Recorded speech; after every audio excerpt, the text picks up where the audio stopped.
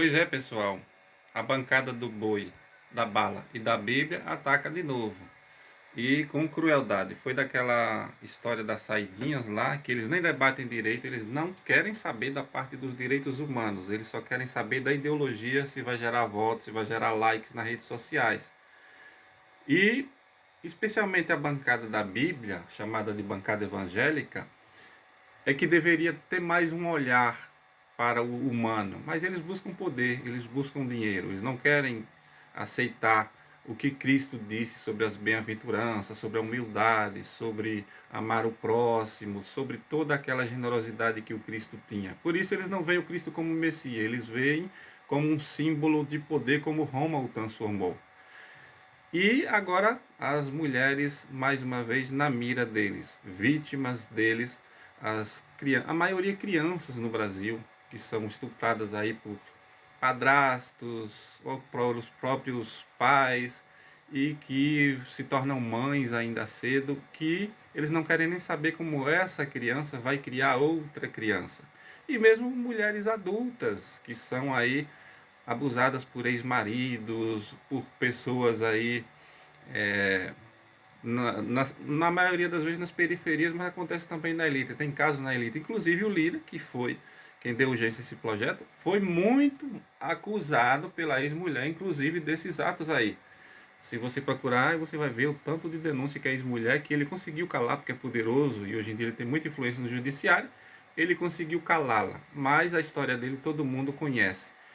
E agora, dessa vez, a gente vê muitos influencers e jornalistas e tal, femininas aí, criticando o ato dessas bancadas da bala do boi da Bíblia, ou seja, os falsos conservadores e falsos cristãos no Congresso, que estão com essa investida aí terrível contra as mulheres, tornando elas aí que podem ser presas até por 20 anos com um crime muito maior do que o de quem abusou delas, se caso elas forem denunciadas. É uma coisa terrível. Então eles dizem que estão defendendo a vida, na verdade estão defendendo ideologias sem sequer pensar, e os que pensam e estão defendendo é porque são cruéis mesmo. São pessoas que defendem, por exemplo, Israel bombardear crianças e doentes e hospitais e velhos na faixa de Gaza. São esse mesmo tipo de gente que acha que Israel é o mesmo, os mesmos judeus de hoje. Ninguém sabe nem se eles são descendentes, com tantas idas e vindas para Babilônia, para todo canto, se esses sionistas são nem descendentes de Abraão, mas eles usam aí essa cultura para manter o poder,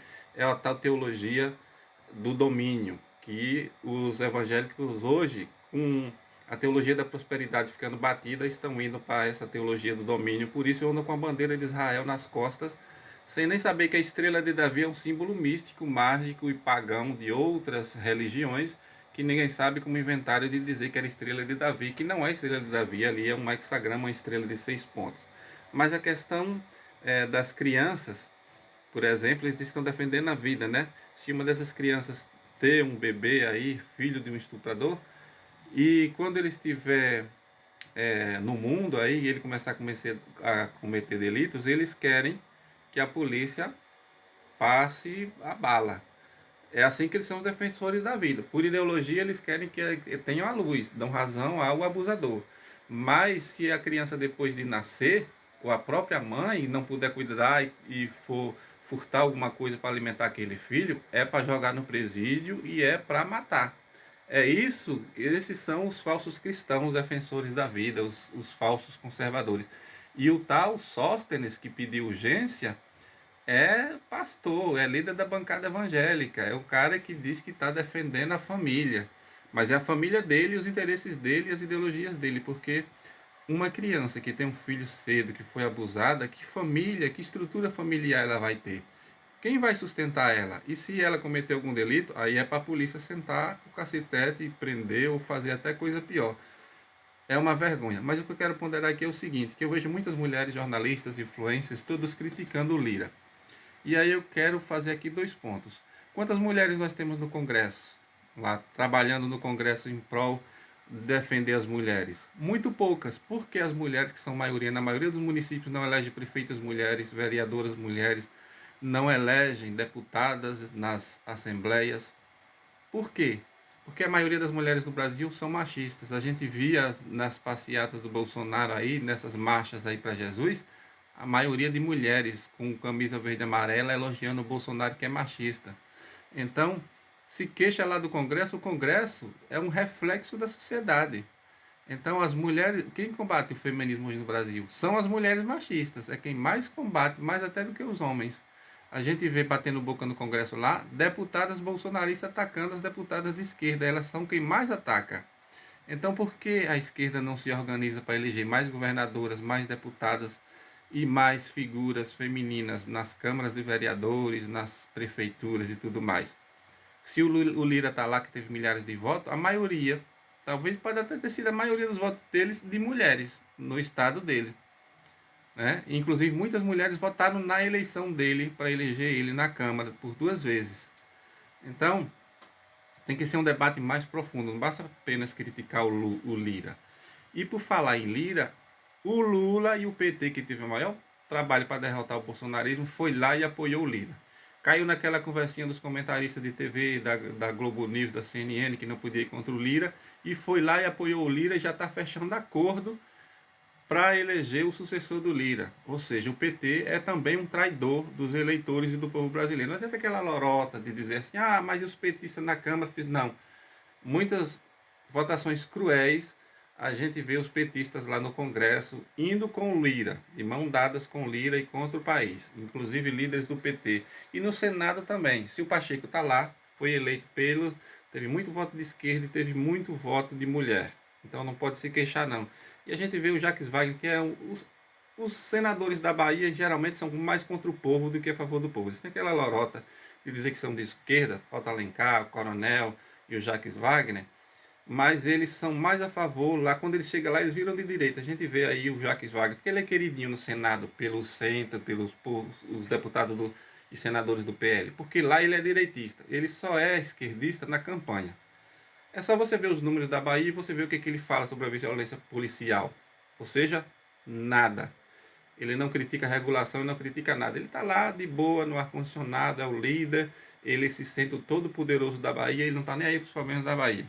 Então, tudo está interligado. Mas aqui o assunto é o PL 1904, o PL aí bem cruel, eu só quero deixar isso claro, que o Lula, ele, na campanha ele é um. Fora da campanha, antes da campanha ele ainda é bem mais diferente ainda. E no poder ele é muito mais esquecido do que ele promete, né? Ele ainda vai aí nas lives e tal e começa a falar na história da picanha e tal, tudo lorota, é tudo marketing, tudo recomendado, ele sabe como ludibriar o povo e muito dificilmente ele será reeleito se ele continuar no caminho que ele vai, porque ele vai perder a credibilidade na esquerda e a direita jamais vota nele. Então será uma reeleição muito difícil. Vamos ver o que ele vai prometer. Nessa campanha ele prometeu picanha, cerveja e tudo mais, que não cumpriu. Baixou algumas coisas aí, porque o Bolsonaro era muito ruim, teve algumas reformas e algumas aprovações. Então deu uma melhorada, mas o leite está pressionando, já vai disparar de novo. A carne fica só não sobe e desce. Nem sempre você viu baixar arroba no pasto, mas não vê baixar no quilo em muitos lugares. Então o Lula ele tem culpa nisso e o PT. Muito. Eles são minoria, mas você não vê eles baterem de frente. Você vê alguma deputada falar isoladamente aqui e acolá, mas você não vê a bancada do PT se organizar. E aí o que fizeram? Contrataram uns influencers aí sem nenhuma credibilidade, que nem aquele tal Tiago, que saiu uma matéria no Estadão. É claro que o Estadão ele é de direita, ele vai bater, mas muita coisa que o Estadão falou ali é verdade. É um cara que mente o tempo todo, tem mais de 1 milhão de seguidores no YouTube, mas ele faz aquelas teorias da conspiração. Você vê um vídeo dele, ah, agora a casa caiu, o Bolsonaro vai ser preso e tal, quando você vai ver, não é nada.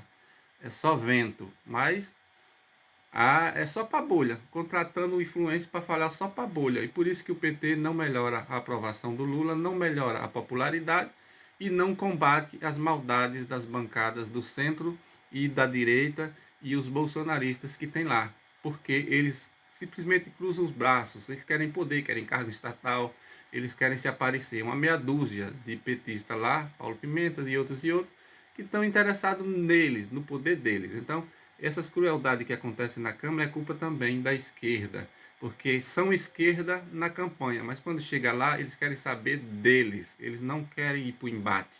Eles vão apoiar o sucessor do Pacheco, eles vão apoiar o sucessor do Lira.